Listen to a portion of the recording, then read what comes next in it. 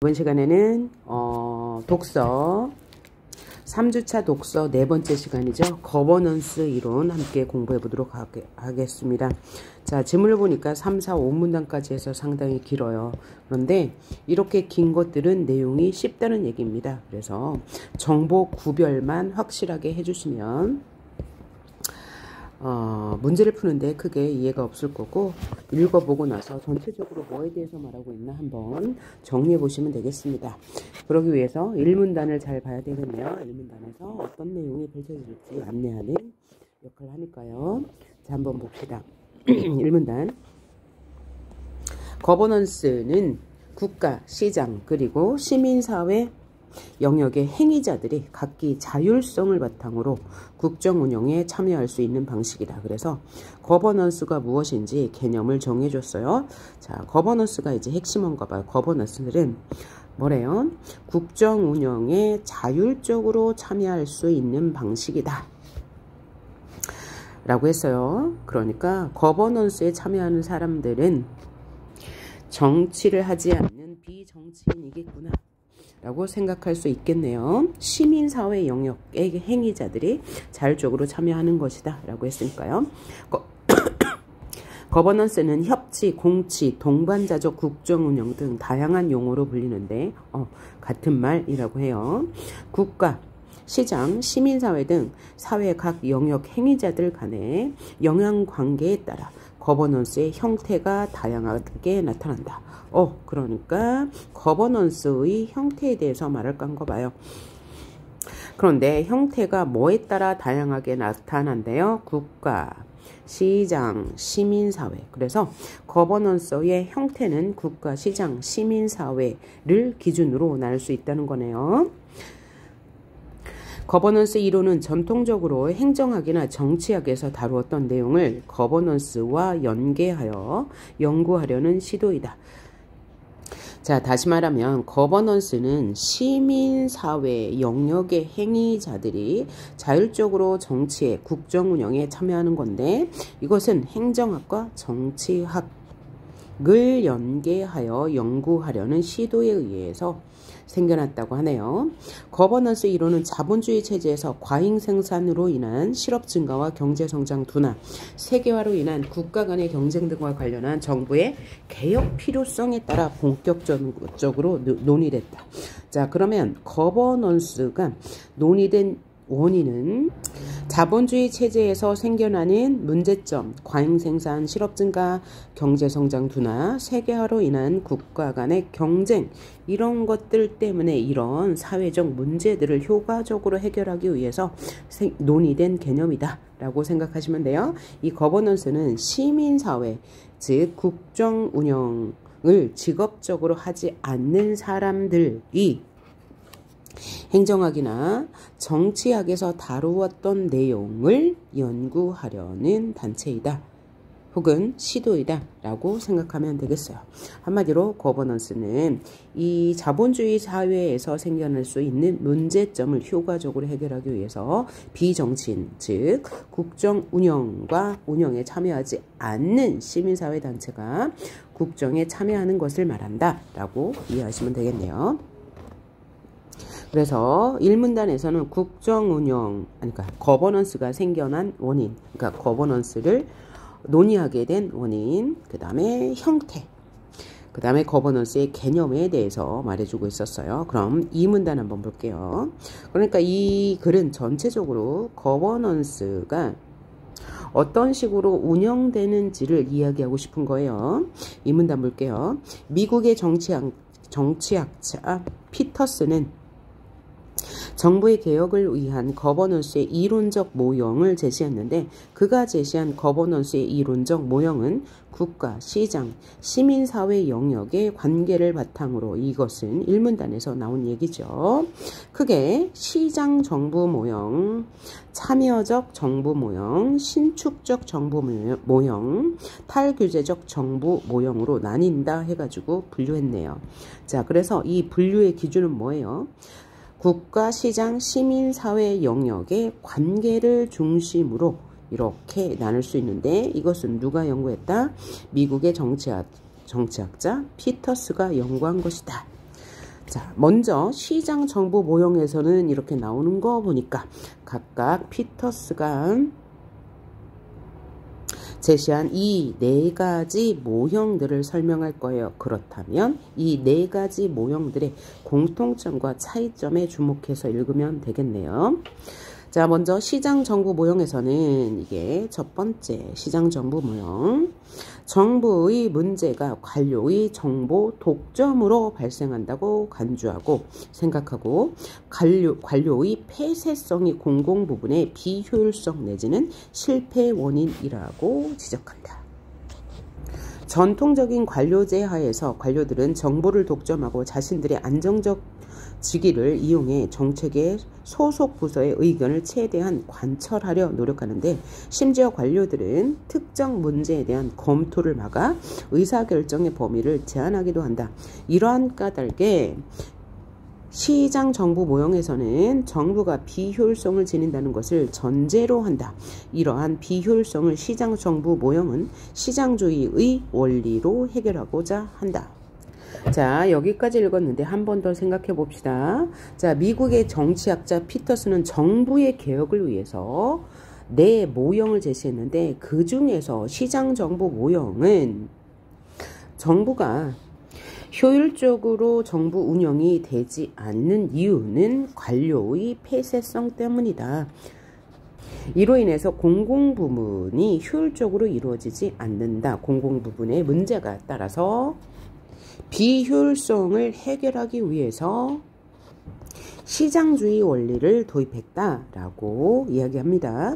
시장주의는 가격 중심의 자원 배분, 경쟁 원리 등을 지향하여 자원의 효율적인 배분을 위해 원가 개념을 중시하고 가격 대비 성능의 비율을 따진다.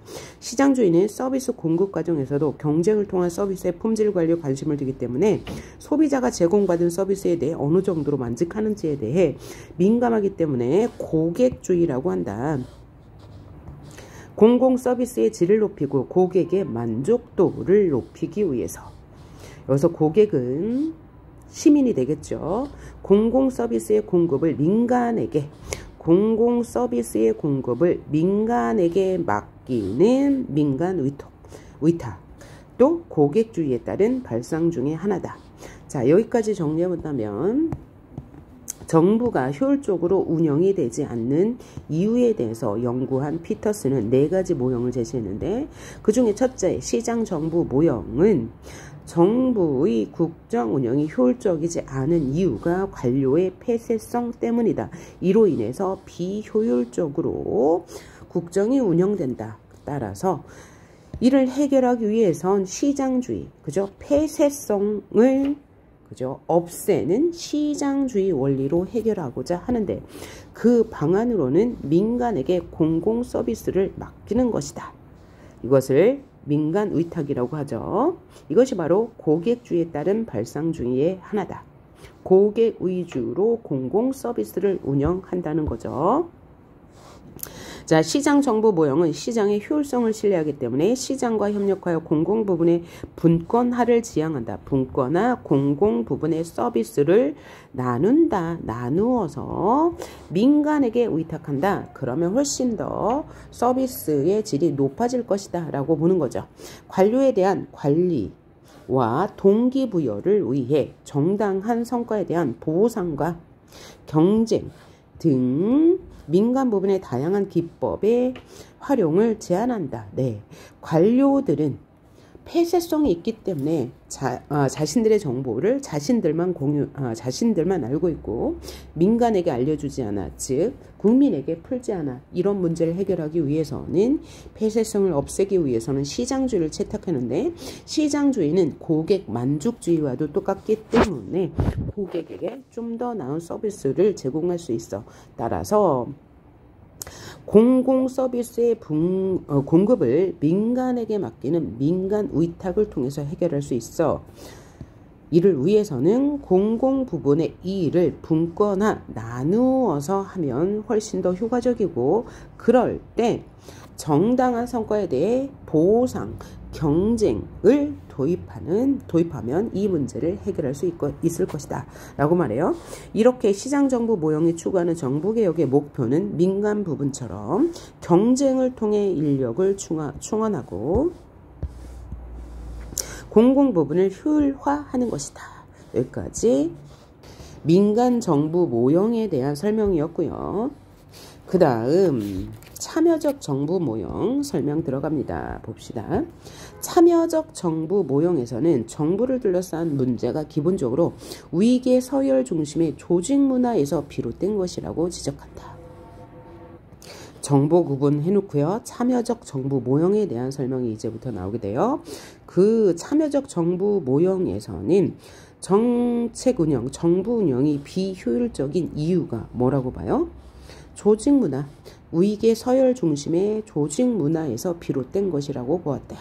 따라서 서열 중심의 경직적 조직 문화, 경직적이다 그러면 융통성이 없다는 얘기죠. 이러한 조직 문화는 정책 결정 과정에서 하향식 의사결정 구조를 지니게 된다. 그럼 하향식 의사결정 구조는 뭐겠어요? 위에서 시키는 대로 해야 한다는 거죠. 이게 바로 경직성이겠죠. 그리고 관료가 정책 결정을 독점하게 되는 구조를 지니게 된다. 그러니까 관료는 여기에서 정치인이 되겠죠. 그죠? 정치인. 이니 결정을 독점하게 되는 구조를 지니게 한다. 다음 문단. 참여적 정부 모형에서는 조직 내외의 이해 당사자 간 소통을 강조하여 참여에 초점을 두고 수평 조직으로의 개편을 주장한다. 그러니까 이 참여적 정부 모형은 수평적 조직이 아니고 수직적 조직이란 얘기죠. 수직적 조직이란 말은 서열 중심의 경직적 조직이다 라고 이해하시면 되겠습니다. 같은 말. 자, 그 다음 그래서 관리와 팀 작업이라고 생각하여 무엇이요? 조직 관리에서 중요한 것은 서비스 품질 관리와 팀 작업이라고 생각하여 정책 결정 과정에서 관료의 독점적 역할을 없애고 민간 부분의 참여를 허용하면서 상호 간의 적극적 협의와 협상을 강조한다. 정부가 어떻게 국가를 운영해야 하며 무엇을 해야 하는지에 대해서 다양한 시민들의 참여와 협의를 핵심적 가치로 삼아야 한다고 보았다. 이때의 참여란 관료제 외부만이 아니라 관료제 내부에서 서열에 관계없이 일선 관료들에게 참여의 기회를 보장하는 것도 포함하고 있다. 자, 그래서 참여적 정부 모형은 수직적 조직 문화가 문제이기 때문에 수직적 조직 문화를 수평적 조직 문화로 바꾸면 된다. 이를 위해서 민간들의 참여, 즉 시민들의 참여는 물론이고 관료제 내부에서, 즉 그 조직 내에서도 자유롭게 의견을 개진할 수 있는, 즉 참여할 수 있는 기회를 보장하는 것을 해결책으로 놓았습니다. 자, 그럼 여기까지 우리 생각해봐요. 자, 거버넌스란 시민들이 국정 운영에 자율적으로 참여하는 것을 말해요. 이러한 논의가 시작된 이유는 자본주의 사회에서 여러 가지 문제가 대두하는데 이 문제를 국정, 즉 국가가 효과적으로 처리하지 않기 때문에 대두되었어요. 이 이론에는 4가지 이론이 있는데 피터스가 제시한 이론이죠. 이것은 효과적으로 시민들이 국정 운영에 참여하여 이러한 자본주의 문제점을 해결하기 위한 방식이에 따라서 이 4가지 모형은 다 시민이 참여하는 방식이 거론되겠죠. 그 중에서 첫 번째 시장정부 모형은 관료의 폐쇄성이 공공부분의 비효율성을 가져오기 때문이야. 그래서 이 관료의 폐쇄성의 반대말은 뭐예요? 개방성이죠. 따라서 관료의 폐쇄성을 차단하기 위해 개방성으로 해결한다. 이 개방성은 시장주의이다. 시장주의는 공공 서비스의 공급을 민간에게 맡기는 것이다. 민간 위탁이죠. 이래서 문제를 해결을 하는데 이렇게 위탁할 때 동기부여를 위해서 보상과 경쟁 등 다양한 기법을 활용한다고 얘기했고요. 두 번째 모형, 참여적 정부 모형에서는 이 문제 원인, 국정이 효과적으로 운영되지 않는 원인을 위계 서열 중심의 경직적 조직 문화, 수직적 조직 문화에 보았기 때문에 이를 해결하기 위해선 경직적인 문화를 유동적으로, 수직적인 문화를 수평적으로 해결할 수 있다. 이를 위해서 민간의 참여는 물론이고 조직 내부의 참여도 보장한다 라고 이야기하고 있어요. 자, 그 다음 3문단은 거버넌스를 이용한 정부의 개혁 세 번째 방안이죠. 신축적 정부 모형에 대해서 살펴봅시다. 정부의 가장 큰 문제가 조직의 안정성, 영속성에서 비롯된다는 것을 전제한다. 안정성은 뭐야? 이 정부라는 조직은 아무리 잘못을 하거나 비효율적이라도 잘리지 않아. 늘 그대로야. 이것이 문제야. 그 다음에 영속성, 끊임없이 이 조직은 지속돼. 뭔가 비효율적인 일이 있더라도 영속적으로 지속성이 있기 때문에 뭔가 관료들이 노력을 하지 않아 라는 것을 문제로 보았어요. 그럼 이 해결책은 뭐가 될까요? 바로 안정성의 반대, 불안정성, 그리고 영속성의 반대, 한식성을 대책으로 내놓을 것 같죠. 이 모형에서는 관료조직의 안정성, 영속성이 정부의 효율성을 저해 막는다는 이야기죠. 막는 근원이라 생각한다. 관료조직의 안정성, 영속성이 경직화를 야기한다. 경직화. 굳어지는 성질이죠. 자, 안정성과 영속성이 관료조직을 경직화하여 사안에 따른 대응력을 저해야 한다. 그래서 대응력을 높이기 위한 방법을 연구하는 것이겠네요. 것이다. 신축성 정부 모형에서는 공식적인 규칙과 제도에 의해 통제되는 정규적 조직보다는 정규적 조직은 뭐예요? 안정성이 있고 영속성이 있으니까 느슨한 조직으로서의 한시적 조직을 대안으로 삼는다. 이 모형에서는 필요에 따라 한시적 전담 조직을 통해 과제 해결에 집중하고 문제가 해결되면 조직이 해체되는 형태도 염두에 둔다. 정책 결정에서는 혁신과 실험을 강조하고 실험, 과거의 정책 기조와 조직 내 결정 규칙의 틀에서 벗어난 적극적이고 창의적인 정책을 제안할 것을 요구한다. 기존 정책의 경로 의존성을 벗어나고자 하는 의도가 숨어 있는 셈이다. 이 모형에서는 정부가 느슨한 조직을 통해 서비스 생산 비용을 줄이고 다양한 이해와 조정 능력을 갖출 수 있다고 생각하며 정부 조직 및 인력 관리의 임시고용 제도의 확대를 주장한다. 임시고용 제도는 관료의 직업적 안정성을 와해한다, 없앤다는 것으로 기존의 공무원 입직 경로나 내부 승진 외에 시민사회 영역을 포함한 외부 전문가 등을 임용할 수 있는 개방형 임용제도는 이러한 맥락과 다했다. 자, 그래서 여기까지 읽어봤어요. 여기까지 3문단까지 읽어봤어요. 자, 첫 번째 문단에서는 뭐라고 했습니까? 자본주의 사회에 여러 문제가 발생하기 때문에 거버넌스의 논의가 활발해진다. 거버넌스란 국정 운영에 시민이 참여하는 것이다. 이에 대한 모델로 피터스가 정부의 개혁을 위해서 4가지 모델을 제시했는데 이 4가지 모델은 이 정부가 효과적으로 이루어지지 않는 원인과 결과에 따라서 설명하고 있어요. 따라서 시장 정부 모형에서는 무엇을 원인으로 보고 그 대안은 무엇인지, 참여적 정부, 신축적 정부도 똑같은 맥락에서 정보를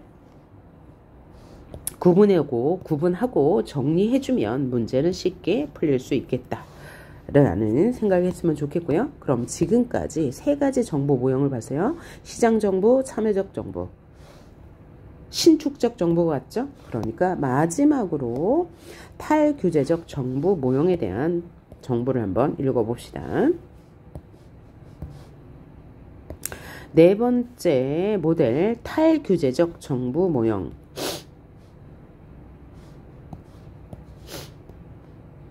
에서는 정부 문제 발생의 핵심 원인이 조직 내부의 규제라고 보았다. 이게 조직 내부의 규제가 효과적으로 국정 운행이 안 되는 원인이라고 보았대요. 그래서 내부의 규제를 좀 완화하는 게 해결책이 되겠네요. 관료 조직 내 규제란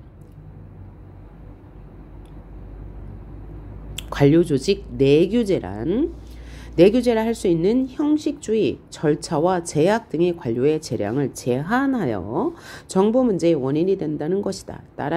따라서 형식주의를 없애고 절차와 제약을 완화하면 해결할 수 있겠네요.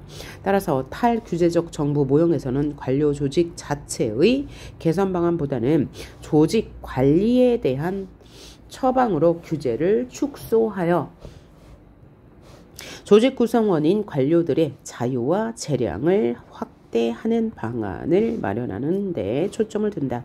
이 모형에서는 관료 조직이 정책 결정에 필요한 전문 지식과 아이디어의 저장소라고 보기 때문에 정책 결정 과정에서 관료의 역할이 중요하다고 생각하여 효율적 정부라면 관료가 아이디어를 발휘할 수 있는 과거의 규제와 통제에서 벗어나 다양하고 창의적인 정책을 산출한다고 본다. 그래서 탈규제적 정부 모형은 내규제가 문제다. 이 내규제는 형식주의와 절차와 제약인 것이다. 따라서 형식주의를 없애고 절차와 제약을 완화하는 방법으로 관료가 창의적인 정책을 산출할 수 있다고 보았다라고 했어요. 자, 그럼 마지막 문단이니까 요약 정리와 를 말하겠네요. 거버넌스는 사회 각 영역 간 관계를 고려한 국정 운영을 강조하고 있다는 점에서 의의를 지닌다. 이게 바로 의의죠. 거버넌스 이론은 국정 문제에 대한 일방적인 결정보다 사회 각 영역의 행위자를 고려한 결정의 가치를 부여하고 있다는 점에서 환경 변화의 복잡성에 대응하기 위한 정부 운영 체계에 유용한 시사점을 제시하고 있다고 평가된다 라고 하면서 글이 마무리되었습니다. 자, 그럼 우리가 여기서 해야 할 일은 뭐냐면 이 거버넌스의 모형 네 가지를 구분하는 데 중점을 둬야 할 거예요.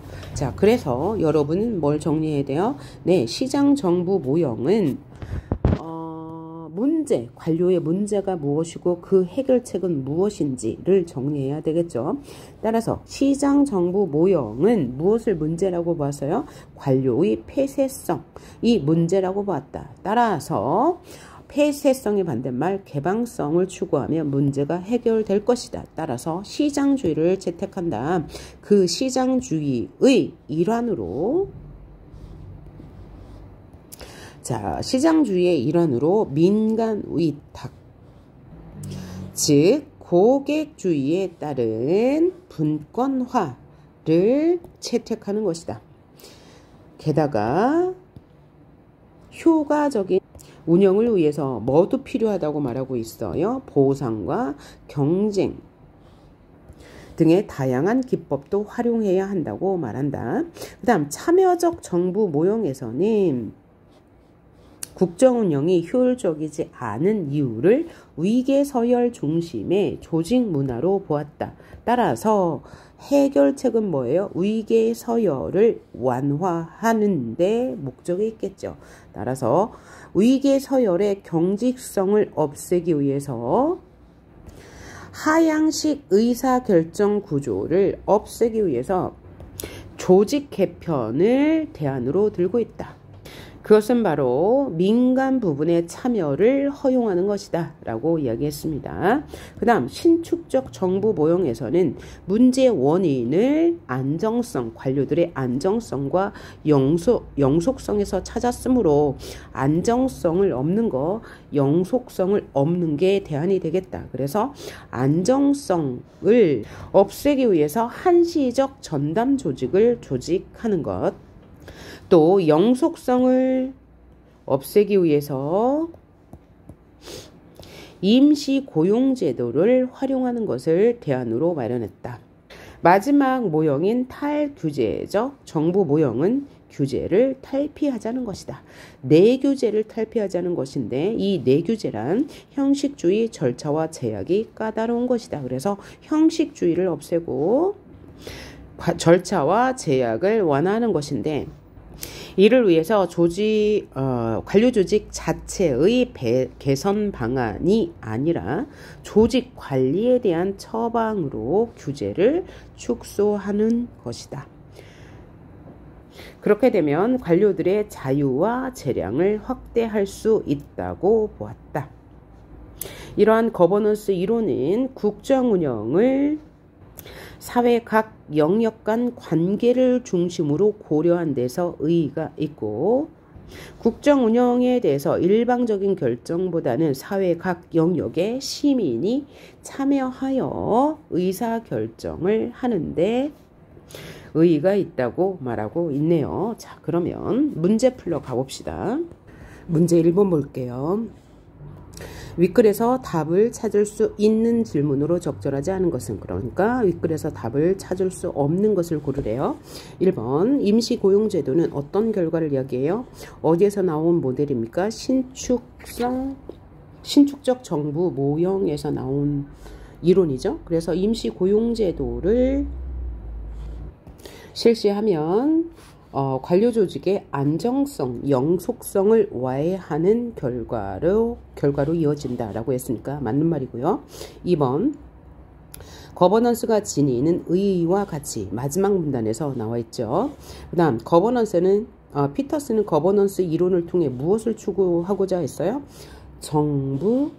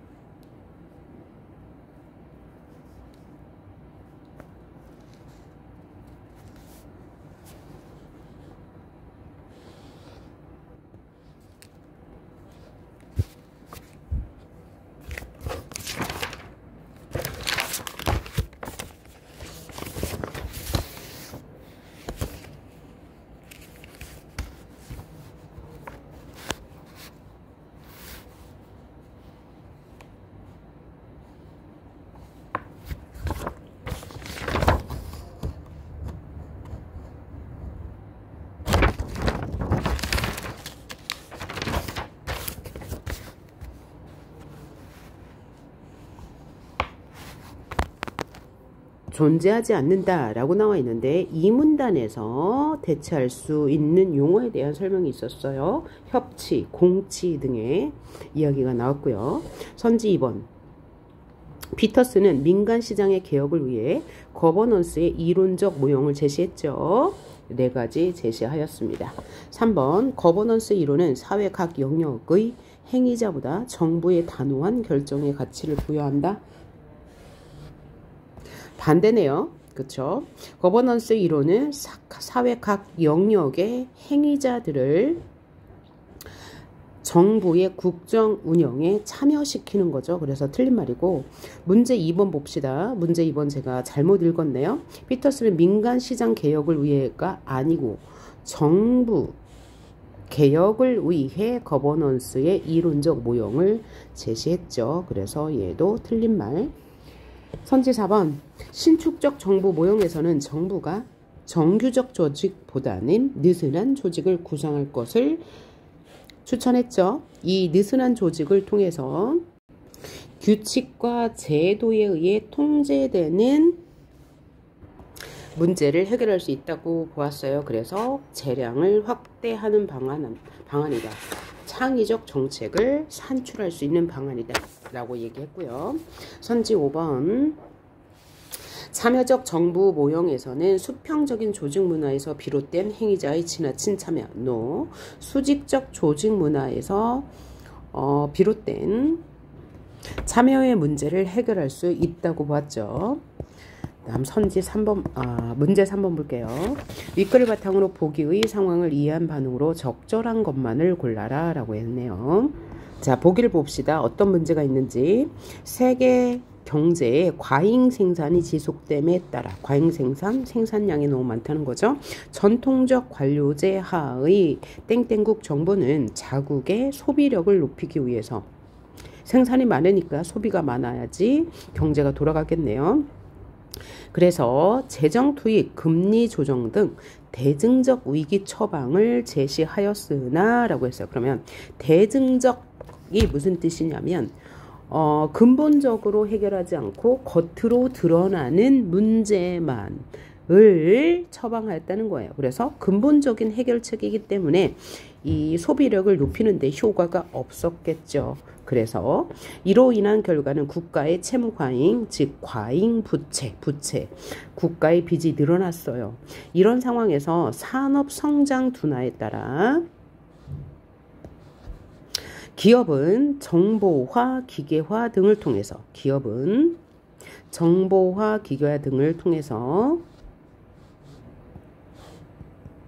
인건비를 절감하려 하였으며 이는 실업률 상승, 소득 불평등 심화로 이어졌다. 실업률 상승, 실업자가 많아졌어요. 소득 불평등, 빈익빈, 부익부가 나타났어요. 이러한 문제에 대한 정부의 미흡한 대처로 인해서 땡땡국 정부는 거버넌스를 활용해서 전통제 관료제 중심의 국정 운영 방식에 대한 개혁 방안을 마련해야 한다는 사회적 요구에 직면하게 되었다. 그럼 여기서 우리가 이 거버넌스 이론을 어떻게 활용할 것인가에 대해서 맞는 답을 골라야 되겠네요. 자, 그러면 보기 2에서 맞는 걸 골라봅시다. 1번. 시장 정부 모형에서는 시장과 협력하여 여기까지 맞고요. 공공 부분의 분권화를 지향하는 것 맞고요. 땡땡국 정부를 효율화하는 개혁 방안이 될 수 있다고 보았죠.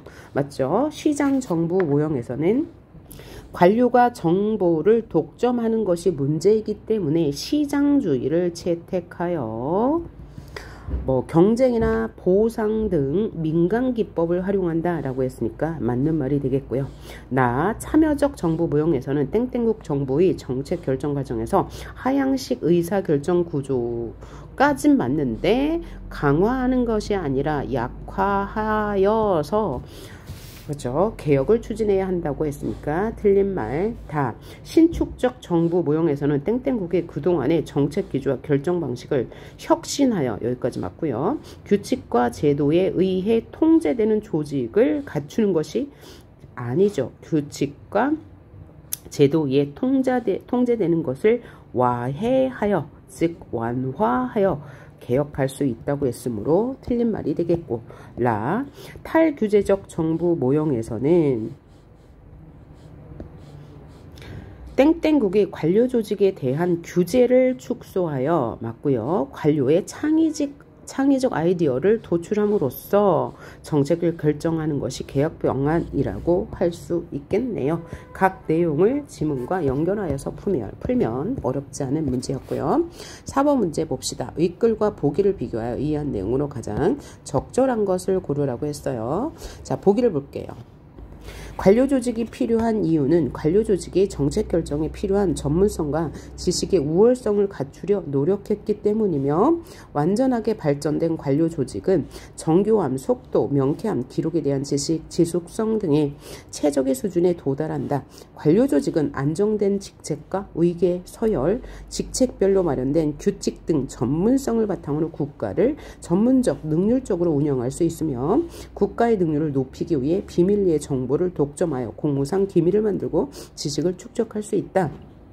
자, 그래서 보기에서는 관료조직의 긍정적인 측면, 순기능, 긍정적인 측면을 이야기했는데요. 이에 대해서 거버넌스 이론이 어떻게 반박할 것인가? 다시 말해서 이 관료조직의 순기능과 거버넌스 이론을 비교하는 선지가 나올 거예요. 자, 그러면 비교해 봅시다. 보기는 시장 정보 모형에서와 달리, 이거 일단 빼놓고요. 관료조직의 정보 독점을 지향하는 군 아니네요. 여기서는 지향하고 있어요. 그죠? 원하고 있죠. 관료조직이 정보를 독점함으로써 전문성과 지식의 우월성을 갖춰서, 그래서 국정 운영을 효과적으로 할 수 있다 라고 했으니까 틀린 말이 되겠네요. 선지 2번 보기는 요거 빼고요. 관료조직의 위계 서열을 중시하네요. 자, 근데 이것을 무엇과 비교해봐요? 참여형 정부 모형과, 일단 여기는 맞는 거고 참여적 정부 모형과 비교해봅시다.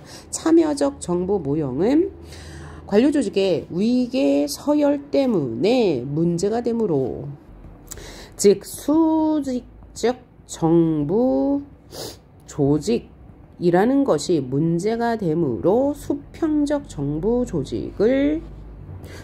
조직으로 개편해야 한다고 했으니까, 참여적 정부 모형은 관료조직의 위계 질서를 중시하지 않는 것이므로 얘는 맞는 말이 되겠네요. 3번 보기는 탈규제적 정부 모형과 달리, 요거 조금 이따 보고요. 보기는 관료들의 전문성과 능력을 강조하죠.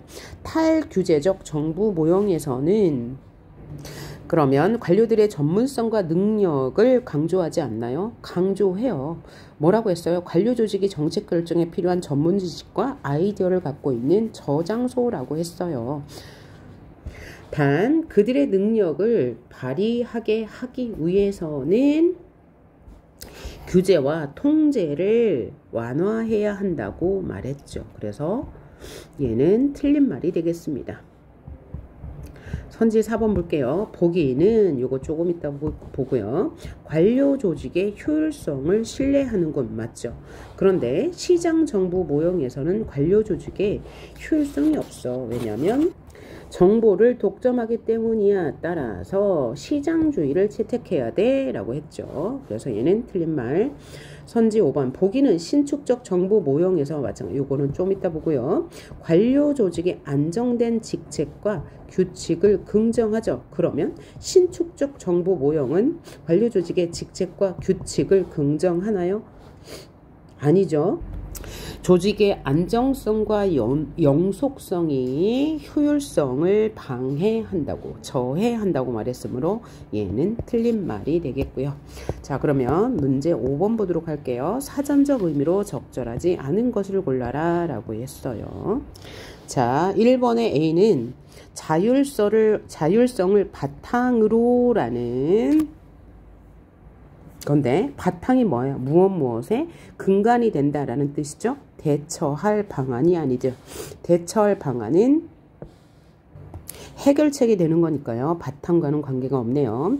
B는 이론적 모형이라고 했어요. 모형, 실물을 모방하여 만든 물건 맞죠? 그 다음에 C는 문제에 대한 검토예요. 어떤 사실이나 내용을 분석하여 따진다 맞네요. D는 성과에 대한 보상이에요. 어떤 것에 대한 대가 맞고요. D는 정책 결정을 독점한다, 혼자 차지한다 맞고요. 자, 이렇게 해서 문제 5번까지 풀어봤고요. 나머지 문제는 여러분이 풀으면서 문제 유형 익혀보고요. 선지 판단을 어떻게 해야 되는지 공부해 보시기 바랍니다. 수고하셨습니다.